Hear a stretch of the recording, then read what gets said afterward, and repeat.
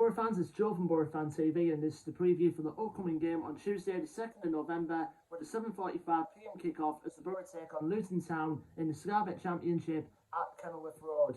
Well, Boro fans, our very good run we had of successive 2-0 wins, 3 2-0 wins in fact, came to an end where we were unfortunately on the opposite end of a 2-0 defeat, this time at the hands of Birmingham City at the Riverside this past weekend. Obviously, it's hard to see good things come to an end. We were picking up a bit of momentum, but on this occasion, I think we had an off day at the office. I mean, there were a couple of chances for us in the first half, which I think was an even first half, in my opinion.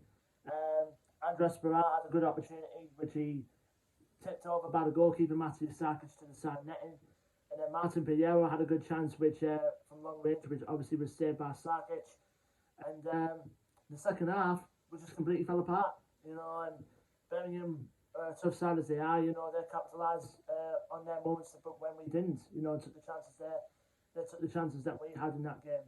They went in front, which obviously from a set piece, Jordan Graham boomed in a free kick, which Joe Lumley came out of his line to try to punch, didn't get there. All he did was punch thin air. And Mark Roberts got there first to make it 1-0 to the Blues. And for the second goal, some people would say Joe Lumley was at fault again, which, to be honest, looking at it from the highlights from which I saw, even though I was at the game personally, he did come foul of his line again, and he was punished for it as he tried to get back into goal. Scott Hogan slotted in to make it 2-0, and we came into this game in sixth in the championship in the playoff places, but we slide back down to 11th place with other results obviously not favouring us. So it was an off day at the office for the Borough, but you know, hopefully, you know, we can bounce back with these last 2 games we got before the next international break. So but there was good news on the Borough front in terms of the injuries that we had going into this game, is that Anthony Dyke-Steele has recovered from his injury. He was an unused substitute for that game against Birmingham City, but coming out of that game, there's one injury which will obviously rule that person out for the game against Luton on Tuesday night, is Uche Ikpeazu, who went off with an injury in the first half against Birmingham, and it looks like Uche will miss the game on Tuesday night because he's due to have a scan today as I'm recording this on his leg injury. So we'll see how long Uche is out for. But apart from that, you know, we still got the likes of Brown to come back, Halt to come back, Fry to come back, and Bowler to come back. So we started a good squad that we have. Obviously, with Dyke still coming back, hopefully things are now falling into place, and hopefully we have a strong enough squad to keep us going forward. You know, for these 2 games we've got now until the next international break, you know, we need to get those maximum points from them 2 games if possible. Now we go on to our opponents, Luton Town, who are currently a place above Borough at the moment in 10th place.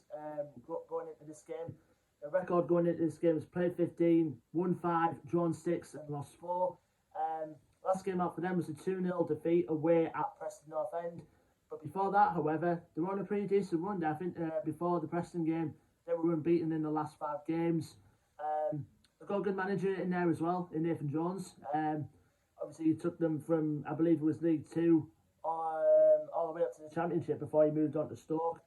It didn't work out for him there, but now he's back at the helm for his second spell in charge of the club.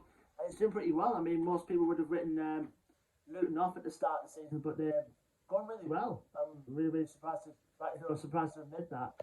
And they made some good acquisitions in the summer as well, and they got some good players in that setup as well. Fred Onyedinma was obviously one player to watch out for.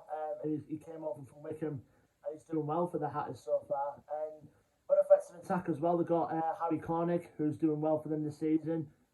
Cameron Jerome, who obviously provides the experience up front for the Hatters. And also, you've got the likes of Sonny Bradley and Tom Lockyer, the rock heart of their defence. And they've also got as well Pellywood Kimpanzu, who Borough so nearly signed in the summer. I mean, I wish he would have came to the Borough, but he's doing well ever since he signed the contract extension with him. But I just wish that Pellywood Kimpanzu would have been in a Borough shirt by now. And also got other players as well, like Glenn Rea, who caused trouble for us in the last game, which I'll talk about in a sec. So they're a good side, Luton, and I'm really surprised they're doing well this season. I think Nathan Jones has got a good squad going down there, down at Kenilworth Road.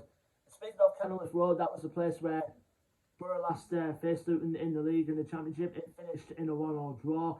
Glenn Rea, like I said, put the Hatters ahead inside the 19th minute before about 3 or 4 minutes later, Duncan Watmore did equalise for the Boro to make it 1 each.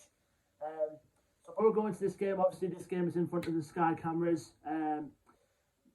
Obviously we want to go into the next international break after the 2 games we got now with maximum points, but they're very difficult, as I will admit.